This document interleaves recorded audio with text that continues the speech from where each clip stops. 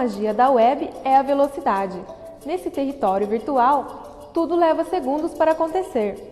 Mas quem não caminha com a mesma rapidez é a legislação brasileira. Enquanto isso acontece, os piratas aproveitam para cometer crimes na rede. Atualmente, a Polícia Civil e Federal fiscalizam os crimes virtuais no Brasil, mas sem o apoio de uma legislação específica. Para isso, desde julho deste ano, está em discussão no Congresso uma lei para esse tipo de crime. Mas os especialistas em segurança na rede esclarecem que a maior arma contra esse tipo de crime é a informação. As pessoas ainda estão muito mal informadas, utilizam muito mal a internet principalmente, né? E isso precisa ser conscientizado para diminuir os acessos e as invasões. Para descobrir de onde vêm as ações criminosas na web, é preciso percorrer um longo caminho, mas não é impossível. A polícia conhece os mecanismos, mas os piratas da internet parecem sempre estar um clique à frente. O Brasil tem um nível muito bom de profissionais nessa área de informática, de segurança, de redes, etc. Eu não digo que esses profissionais estão todos na polícia, né? Então é por isso que eu acho que a polícia ainda não está no mesmo nível, mas nós temos capacidade e pessoas capacitadas para conseguir fazer um bom trabalho. O problema é que as pessoas que estudam para destruir, às vezes são muito mais do que as pessoas que estudam para defender. E a falta de uma legislação e de uma lei específica complica demais as coisas para o Brasil. Pequenos cuidados podem fazer a diferença na hora de navegar na web. Instale um bom antivírus, além disso, é preciso que ele seja atualizado regularmente. Evite colocar dados pessoais em sites de relacionamentos. Não use senhas como datas de aniversário e troque a combinação a cada 3 meses pelo menos. Cuidado com downloads, fique atento se o arquivo possuir alguma coisa estranha, como por exemplo, mais de uma extensão. Cuidado com e-mails falsos, que usam nomes de bancos ou lojas online. Na dúvida, entre em contato com a empresa, cujo nome foi envolvido no e-mail. Um hacker é o cara oportunista. Ele vai utilizar a maneira que ele tiver para conseguir informação do usuário para que ele obtenha aquilo que ele quer. Então não pode se dizer, por exemplo, que um hacker que te manda um e-mail dizendo que é o banco pedindo informação pessoal, ele vai usar a ingenuidade do usuário para pegar a informação dele e fazer o acesso que ele precisa.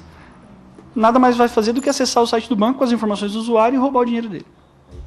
E é no lado sombrio da internet que os hackers costumam trabalhar.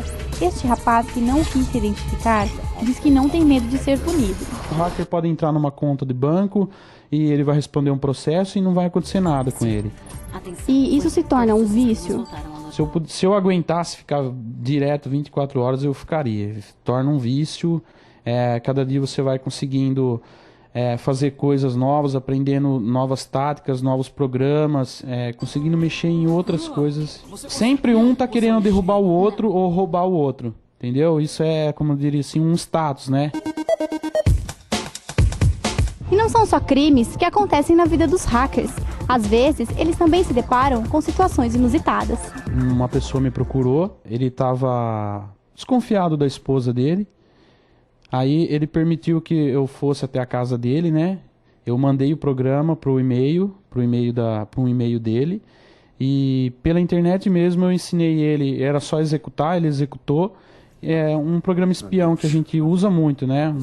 E aí o que ele pegou lá, eu não sei o que ele viu. Eu sei que ele acabou se separando da esposa e ele me pagou um valor por esse serviço.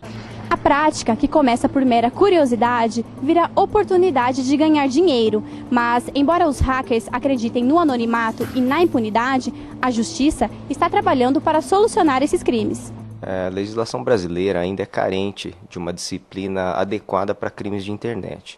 Então, o que nós temos feito é aplicar o Código Penal e as leis penais especiais, assim chamadas, que permitem uma aplicação genérica para os crimes da internet.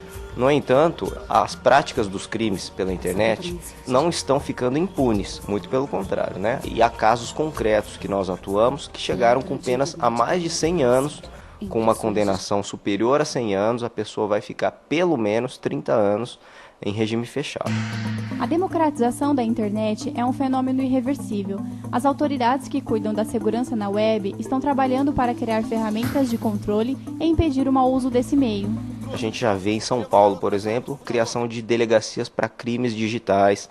A Polícia Federal também tem um departamento de inteligência que cuida de crimes praticados pela internet. O Ministério Público também, nos grupos de atuação especial de combate ao crime organizado, como é o de Bauru, e eu faço parte aqui, também existe uma preocupação e uma estrutura direcionada para combater também esse tipo de crime. Nos últimos 4 anos, a Polícia Federal realizou cerca de 700 prisões no Brasil por crimes virtuais. O delegado Enio Benospino explica qual o caminho para solucionar esses crimes. Ele pediu que sua imagem não fosse mostrada para não prejudicar as investigações que ele realiza pela Polícia Federal de Bauru. Tudo começou com uma investigação feita pelos peritos, com seu conhecimento científico de processamento de dados, que em Brasília desenvolveram os vírus espiões, chamados Spy Emule. Esses vírus foram desenvolvidos para que fossem colocados na rede mundial de computadores e detectassem através de palavras-chave pessoas que estivessem trocando imagens, vídeos e fotografias com crianças nuas. Esse vírus, então, alimentado com palavras como criança e outras palavras relacionadas, capturaram durante um período de 12 dias dezenas de milhares de imagens que eram trocadas no mundo todo. Essas imagens depois foram selecionadas. Aqueles infratores que reincidiram por várias vezes nessas trocas foram depois identificados. Então é assim que funciona. Embora a ferramenta utilizada seja virtual, os crimes são reais. É entre o mundo virtual e o real que a polícia trabalha. Mas existe uma dúvida: os crimes na rede estão crescendo?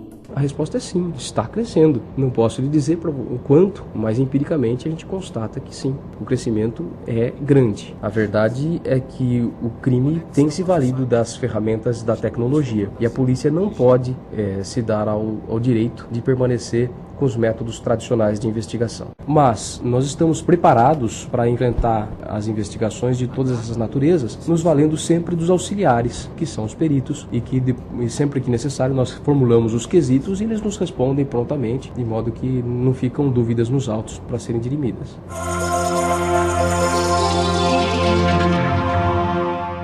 A internet pode ser perigosa, mas quem resiste quando as emoções estão na tela? Essa tecnologia conquistou as pessoas, aproximando e se tornando parte da vida delas. É impossível imaginar o planeta sem esse fascinante ambiente virtual.